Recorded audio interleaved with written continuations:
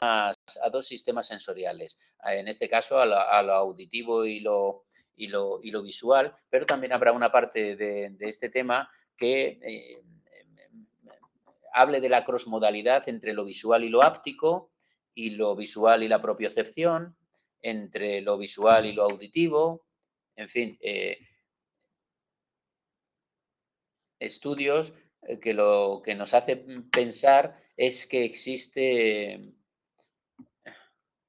una estación de control en el que se intentan poner de acuerdo todas las modalidades sensitivas, ¿no? De tal manera que demos una coherencia al mundo tan complicado que nos rodea. De eso va la crossmodalidad. Vale. Bueno, como acabo de decir, no toda la investigación se ha hecho con la atención visual, porque al principio se usaba la auditiva. Esto que tenemos aquí a la derecha es típico, un paradigma típico de búsqueda visual, buscar un punto rojo entre estos distractores. Y esto de la izquierda, pues es un paradigma típico de búsqueda, pero auditiva. Investigar una vía auditiva e investigar una vía visual tiene un montón de diferencias. Entre ellas, una importante es que el órgano visual nos facilita la atención siempre por delante, unidireccional. Sin embargo, lo auditivo es multidireccional. Tenemos una diferencia también muy grande, que nosotros para buscar algo, para seleccionar algo, para buscar algo de forma visual, tenemos un ojo que se mueve y puede recorrer todo el espacio donde estemos buscando el target, pero mis orejitas no se mueven. Y si mis orejitas no se mueven, ¿cómo seleccionamos? Si nos acordamos, en los movimientos oculares, había dos tipos de movimientos oculares, unos movimientos que eran voluntarios cuando yo estoy leyendo, pero había otros movimientos que eran llamados por el estímulo y eran movimientos automáticos. Y los movimientos automáticos dependían de una zona de nuestro cerebro, a saber, los colículos del tronco encefálico, y cuando estoy leyendo de forma voluntaria y estoy moviendo mis ojos a través de saltos sacádicos, cuando estoy leyendo un párrafo, pues eso depende, todo lo que sea controlado, pues todo depende del prefrontal. Pero no hay movimientos en mis orejas. Esa llamada de atención automática, que en los ojos el movimiento está controlado por esos colículos, pero en lo auditivo, ¿quién controla el que yo atienda a algo de forma temprana, de forma automática, a un estímulo que de forma automática me llame la atención? Mi oreja no se va a donde... ¿Qué es lo que controla eso, no? Así que hay bastantes diferencias que en este capítulo pues intentan aclararlas. Bueno, investigar en vía auditiva tenemos que emplear poquitos estímulos a la vez. No podemos emplear muchos estímulos a la vez que nos entren por las dos cócleas, ¿no? Por los dos oídos. Sin embargo, investigar en vía visual podemos meter todos los estímulos que queramos. Fijaos que la codificación visual es tópica, es de lugares, topológica, pero sin embargo la codificación auditiva no hay lugares, no es topológica. Nos basamos en la cóclea. El caracolito de la cóclea está por hercios y por lo tanto es tonotópica. Tonotópica. No podemos estudiar con muchos estímulos a la vez. Sería una locura, sería ineficiente. Sin embargo, con lo visual sí, porque todo lo que está en mi campo visual, cada cosa que está en mi campo visual impacta en una zona de mi fóvea. Pero en lo auditivo no. En lo auditivo no es topológico, es tonotópico de tonos. La resolución espacial, también hay una diferencia en cuanto a la resolución espacial. Los estímulos en lo auditivo se tienen que combinar antes del procesamiento. Yo estoy oyendo un montón de sonidos por todos sitios, pero eso sí, los tenemos que unir. Es una sola, es un flujo únicamente de movimientos de ondas, de sonidos. Sin embargo, la resolución espacial, los estímulos se esparcen o se distribuyen a lo largo del espacio y se proyectan en zonas diferentes de mi retina. Es decir, pueden estar separados y mi retina los capta divinamente bien, pero en la resolución espacial, sonidos de uno u otro tipo, la cantidad de sonidos que me están entrando a mí, eso los tenemos que combinar antes de poderlos procesar, que después cuando los procesamos los tenemos que separar otra vez, pero tienen que entrar uniditos. Se pueden presentar diferentes estímulos en diferentes oídos. Eso es una cosa buena. En la escucha dicótica, por el oído izquierdo entro números y por el oído derecho entro palabras. Puedo separar esos a través de los de cascos. Sin embargo, en la investigación, en la vía visual, no se pueden presentar diferentes estímulos en diferentes ojos. Es bastante complicado, o sea, es imposible. Y la vía auditiva es mucho mejor para investigar la capacidad para combinar información o mantener separadas esas fuentes, precisamente por este paradigma de la escucha dicótica que hablaremos ahora. Y, sin embargo, la búsqueda visual es mejor para búsqueda de target con, como hay muchísimos estímulos, pues con muchos estímulos distractores. Y en el medio de lo auditivo y lo visual, pues el interés actual es dar solución a esta pregunta. ¿Existe un modo de integración de todas las vías atencionales? Y cuando decimos todas las vías atencionales, casi siempre nos estamos refiriendo a lo auditivo y lo visual, que es lo más estudiado, pero también está la áptica, que también hay un experimento que se llama el de las manos de goma, que es muy curioso. ¿Existe un modo de interacción? Pues lo que estamos intentando buscar o lo que están intentando buscar es la estación central de comunicaciones, ¿no? Un controlador central supramodal, que no sea visual, que no sea auditivo, que no sea óptico, sino que sea algo que coordine la atención de los diferentes sistemas sensoriales. Vale, hemos dicho que necesitamos fragmentar el mensaje completo en otros más simples para diferenciar una fuente de otra fuente, de dónde nos viene cada sonido. Por lo tanto, necesitamos fragmentarlo. Con ello lo que vamos a hacer es diferenciar unas fuentes de otras de información y actuamos en consecuencia, atendiendo a las dos. Eso sería atención dividida o atendiendo a una e ignorando otra, que sería atención selectiva, ¿de acuerdo? Vale. Esto se hace con un paradigma y el paradigma es la escucha dicótica. Evidentemente, en un ambiente normal es difícil segmentar, pero por eso lo llevamos al laboratorio, porque dos mensajes diferentes, uno metido por un oído y otro por otro oído, pues es fácilmente fragmentado, ¿no? Seleccionamos uno con escucha dicótica, es más fácil que en una situación cotidiana, evidentemente, porque tenemos la impresión de que son dos flujos diferentes, uno por un oído y otro por otro oído. Este paradigma de la escucha dicótica tenemos dos formas de estudiar la atención. La atención dividida por una parte, la atención selectiva por otra. ¿Cómo estudiamos la atención selectiva? Pues con una técnica que se llama técnica del sombreado.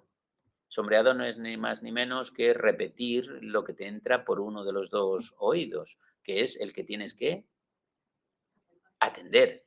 Por eso te piden que lo repitas, porque tú tienes que estar intentando atender a ese que te están diciendo. Atendemos una fuente e ignoramos otra, la técnica es el sombreado, atención selectiva. Y sin embargo, la atención dividida la técnica que se utiliza es la amplitud de memoria dividida o split span, que es el cóctel party famoso. Atender a dos conversaciones a la vez y a ver qué sacamos de esas dos conversaciones. Evidentemente, cuando atendemos a dos cosas a la vez, siempre el resultado va a ser menos eficiente que si atendemos a una y ignoramos la otra. Pero evidentemente una de ellas está ignorada. Bueno, vamos a ver estudios de atención selectiva y estudios de atención dividida. Vamos con la atención, como pone aquí, atención selectiva. Hemos dicho que es la escucha dicótica, el paradigma, y la técnica es el sombreado. ¿Y qué es el sombreado? Pues lo que acabo de decir, repetir rápidamente el mensaje dado en el oído atendido. ¿De acuerdo? ¿Y qué es lo que nos interesa a nosotros como investigadores?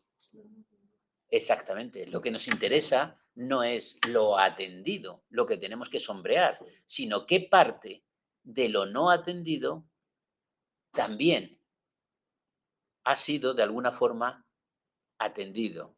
¿Entendéis el, el proceso? No nos interesa lo atendido, sino lo no atendido. Y aquí tenemos la historia de selección temprana, selección tardía, igual que vimos en lo visual. Por eso pongo aquí, luego se pregunta por el mensaje en el oído no atendido. Esa es la cuestión. Aquí tenemos a la izquierda a Colin Cherry, que dice que de ese mensaje no atendido únicamente se recuerdan ciertas características físicas. Es decir, el tono, si ha sido un hombre o una mujer, si ha sido un pitido, etcétera, etcétera. Por lo tanto, nos está diciendo que hay una selección temprana en base a las características. Y no es una selección tardía. ¿Por qué no es una selección tardía? Porque no sabemos lo que nos han dicho por el oído no atendido. Solamente tenemos características aisladas. Lo que en visual sería el color y la inclinación. Eso sería en lo visual, el color y la inclinación, el mapa de color y el mapa de inclinación que acabamos de decir en la TIC, ¿vale?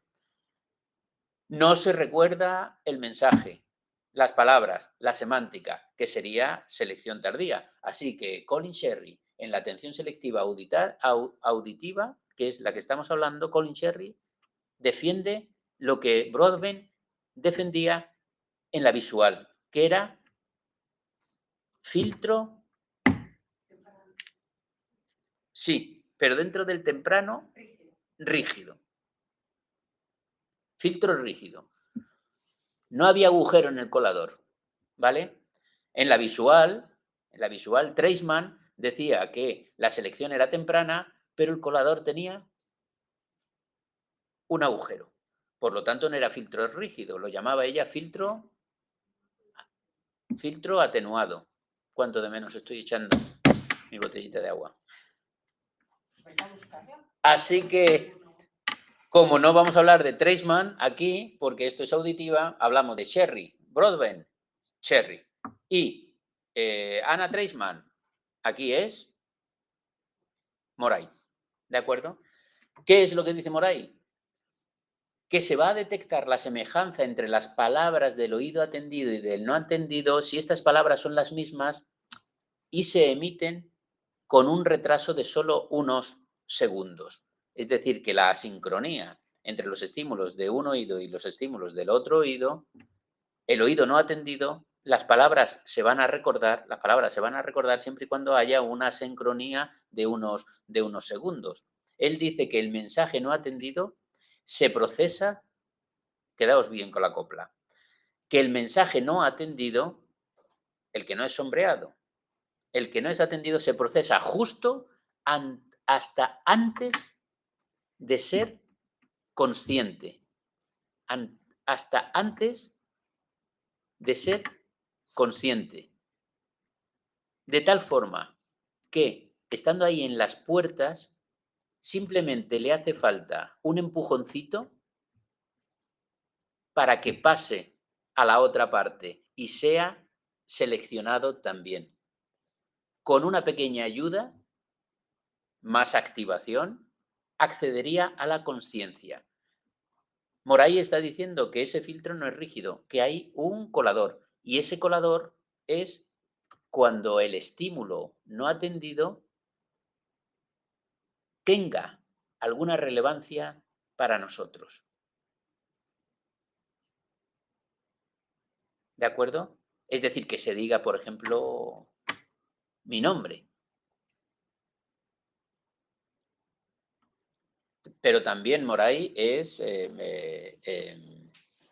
partidario de selección temprana. ¿Vale? ¿Sí?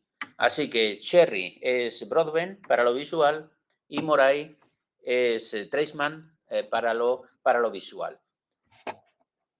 ¿Qué variables facilitadoras de la selección del mensaje atendido, es decir, del mensaje que es sombreado en detrimento del ignorado? Pues hay una serie de variables, en concreto dicen que hay 3 variables que son facilitadoras de la selección del mensaje atendido en detrimento del mensaje ignorado. Y una de ellas es el tono y la frecuencia. Sombreamos mejor, repetimos mejor el mensaje atendido cuando cada mensaje, el atendido y el no atendido, tienen tonos, por ejemplo, tonos absolutamente diferentes, que eso es una de las características de los estímulos. Si el mensaje atendido es un hombre y el mensaje no atendido es una mujer, pues esa es una característica que nos va a facilitar la selección del atendido.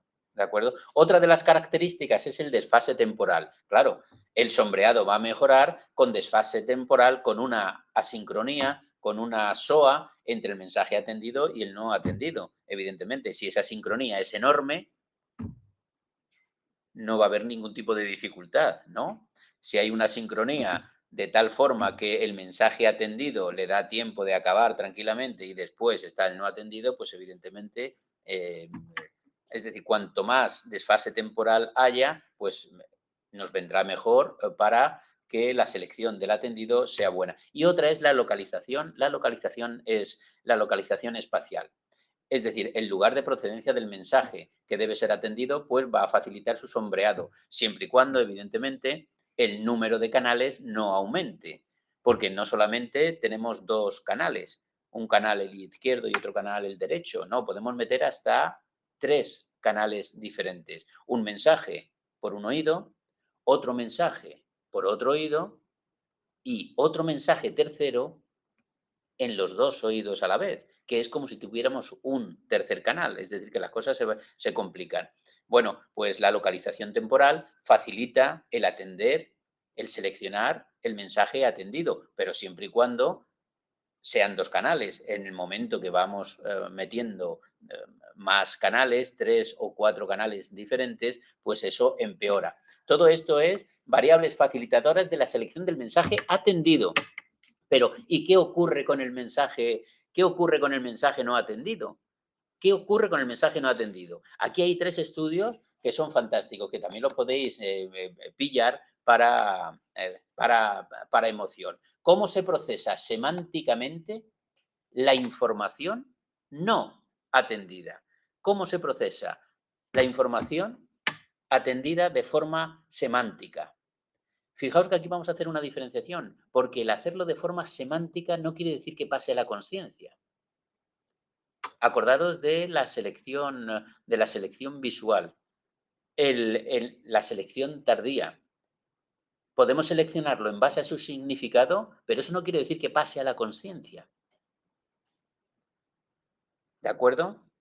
Eso no quiere decir que pase a la consciencia. Bien, aquí hay 3 estudios que son desde mi punto de vista, llamativos, ¿no? Primero, retomamos a nuestra amiga Treisman y su efecto del contexto. Estamos con escucha dicótica todavía, ¿de acuerdo? Con escucha dicótica, con el sombreado. Efecto del contexto de Anna Treisman. Si el mensaje no atendido encaja con el contexto del mensaje atendido, lo procesamos semánticamente. Así que, un ejemplo, por el oído atendido, te voy a dar 2 frases, en este caso las azules que hay ahí. Vi a la niña y el libro de física. Y por el oído no atendido, te voy a meter otras 2 frases. Devuélveme hoy y saltando en la calle, ¿de acuerdo?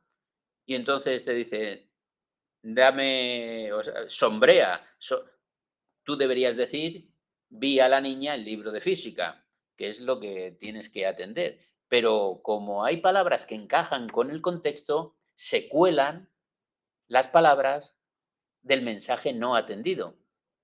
Y te dicen, vi a la niña saltando. Y después sí, después te dice el libro de física. Pero saltando, esto de aquí, saltando, es del mensaje no atendido. Pero como concuerda con el contexto, pues se hace. Eso lo dice Treisman. Treisman es filtro atenuado. Atenuado, ¿de acuerdo? ¿Qué es lo que lo atenúa en este caso? El contexto. Pero vamos con el condicionamiento clásico para que veamos el codificar semánticamente y pasar a la consciencia. Condicionamiento clásico. Si estamos hablando de condicionamiento clásico, estamos hablando casi seguro del inconsciente, ¿de acuerdo? Del inconsciente. Así que hacemos un proceso, partimos de la base que sabemos lo que es un condicionamiento clásico. ¿Seguro? ¿Qué es un condicionamiento clásico? Con asincronía puede ser que sean dos mensajes. Con asincronía puede ser que sean dos. Con asincronía puede ser que sean dos mensajes atendidos. No sé, la pregunta esta. Si la asincronía es excesivamente grande, evidentemente son como dos mensajes diferentes. Por eso facilitaría, ¿no? Estos paradigmas no se hacen así. Se dan a la vez los dos mensajes. Bueno, cuando digo a la vez, digo con una leve, pero leve asincronía. Cuando esa sincronía es de 3 o 4 segundos, pues evidentemente es como si fueran dos mensajes aislados. ¿Qué es el condicionamiento clásico? La presentación reiterada de un estímulo que genera una conducta. Pero aquí, que la sincronía es breve. Sí, claro, la sincronía, vamos, de hecho se dice dos mensajes a la vez, tan breve como eso, a la vez. Asociación de dos estímulos. Bueno, vamos sí, vamos a un poquito de qué es el condicionamiento clásico. El condicionamiento clásico es que tenemos un estímulo del cual pasamos absolutamente, porque ese estímulo para nosotros no dice nada, ¿no? Ese es un estímulo neutro. Pero tenemos un estímulo incondicionado que ese sí que nos hace algo de forma incondicionada. Así que si me dan una descarga eléctrica, eso es un estímulo incondicionado, porque produce en mí una respuesta incondicionada, que es que, ¡guau!, me da miedo, ¿no? Y es natural. Un calambrazo, miedo, ¿de acuerdo? Vale, pero tengo el estímulo neutro. El estímulo neutro no me dice nada. Esto es un estímulo neutro. ¿Qué me dice esto? Pues nada. Me presentan esto, que es neutro, y después me dan un calambrazo. Al final, simplemente con presentarme esto, ya retiro la mano, ¿de acuerdo? Ya está hecho el condicionamiento clásico. Me presentan esto y yo retiro la mano, ¿vale? Bueno, pues dice Cortin y Wood, primero, condicionamos una palabra a una descarga eléctrica. Te presenta una palabra, manzana, y después va descarga eléctrica, ¿vale? 2, emitimos la palabra en el canal no atendido. En el canal no atendido. ¿Qué pasa? El sujeto, como era el canal no atendido, dice que no la ha escuchado. ¿Me vais siguiendo? Vale, él no la ha escuchado. Pero en su sistema vegetativo, porque tenemos unos electrodos puestos en las manitas para medir su conductancia, ¿qué es lo que hace su conductancia? Reacciona y se va a un montón de microsiemen superior. Pero él, para que diferenciemos lo que es la consciencia de la significación, de la semántica del estímulo. ¿Esa persona le ha dado significado al estímulo? Sí. Y tenemos la prueba de que su oído ha escuchado la palabra condicionada, le ha mandado la información al tálamo y el tálamo le ha dicho a los sistemas vegetativos, poneros en marcha que viene la descarga. Aunque este aunque este no se haya enterado de ello.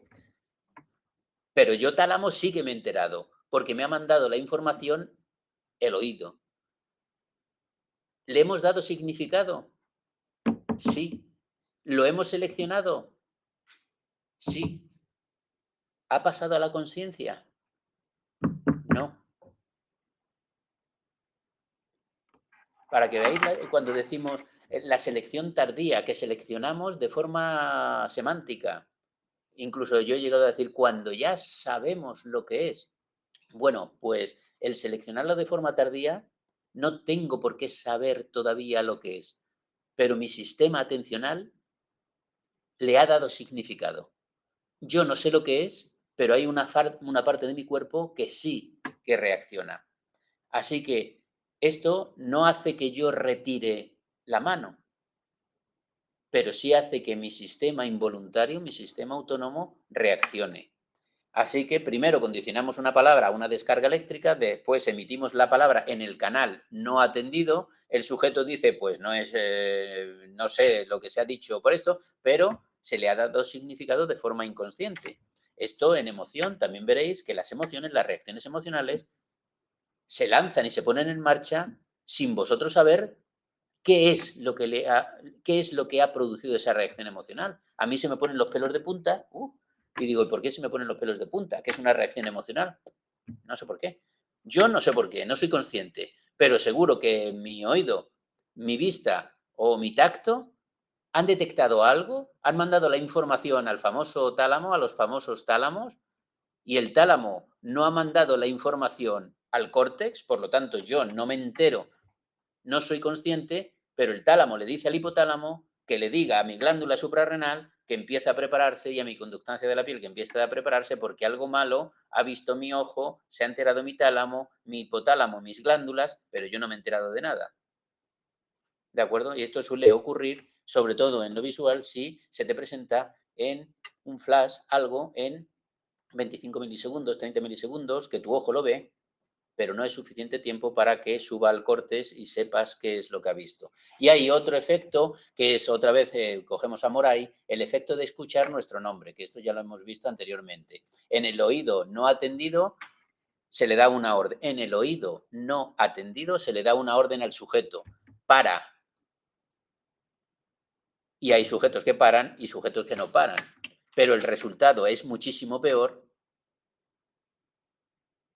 que si le decimos, en vez de para, le decimos Lorenzo, para. Entonces el resultado se eleva al 33%. Cuando si no le digo Lorenzo para, le digo simplemente para, pues el resultado de la gente que para es un 8%. De cada 100 paran 8. Y si le nombro su nombre, que es algo significativo para, entonces para el 33%. De cada 100 para un tercio. Es decir, escuchar algo significativo, escuchar tu nombre, añade ese plus de activación que decíamos antes, que hace consciente lo procesado de forma inconsciente. Son 3 estudios que yo creo que son muy majos. Y vamos con la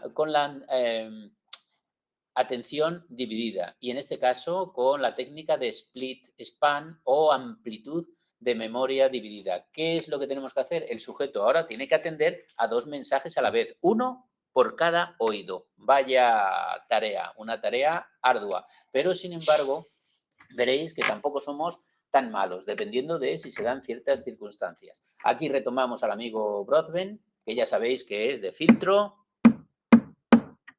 procesamiento, selección temprana y filtro rígido.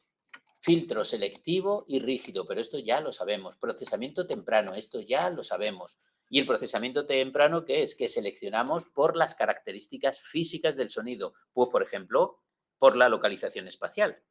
Por la localización espacial. Así que en un oído le decimos 4, 9 y 8, y en el otro oído le decimos 7, 5 y 2. Ojo que aquí no hay que atender a uno y no atender a otro, ¿eh? No estamos en escucha dicótica. Ahora tenemos que atender a los dos y después tenemos que repetir.